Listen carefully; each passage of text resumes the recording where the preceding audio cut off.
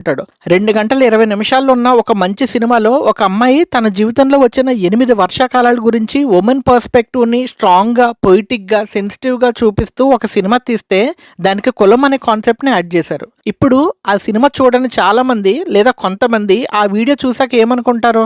ఈ సినిమాలో ఏదో రేప్ సీన్ ఉందంట, అదేంటో ఒకసారి చూద్దాం అన్న మైండ్ సెట్‌తో చూస్తాడే తప్ప అమ్మ నాన్న లేనివాడు అనాథ కాదు, ఆశయం లేనివాడే అనాథ లాంటి డెప్త్ డైలాగ్స్ ఉండే సినిమాని చూద్దామని ఎవ్వడు కూర్చోడు. ఎదటోడు ఏ ఉద్దేశంతో సినిమా చూడాలో కూడా వీళ్ళే డిసైడ్ చేసేస్తున్నారు, విచ్ ఇస్ వెరీ డిస్గస్టింగ్.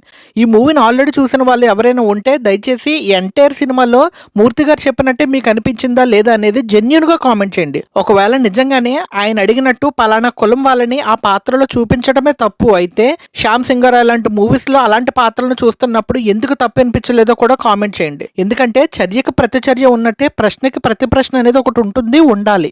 మీరేమనుకుంటున్నారు? సినిమాని సినిమాలో చూసి వదిలేయటం కరెక్టా, లేదా సందు దొరికింది కదా అని కాంట్రవర్సీ కోసం వాళ్ళకున్న కులగజ్జిని ప్రెస్ మీట్లో చెప్పడం కరెక్టా? కామెంట్ చేయండి. ఈ వీడియో నచ్చితే లైక్ చేయండి, మీ ఫ్రెండ్స్ అండ్ ఫ్యామిలీకి షేర్ చేయండి. 8 వసంతాలు మూవీని ఇంకా చూడని అమ్మాయిలు ఎవరైనా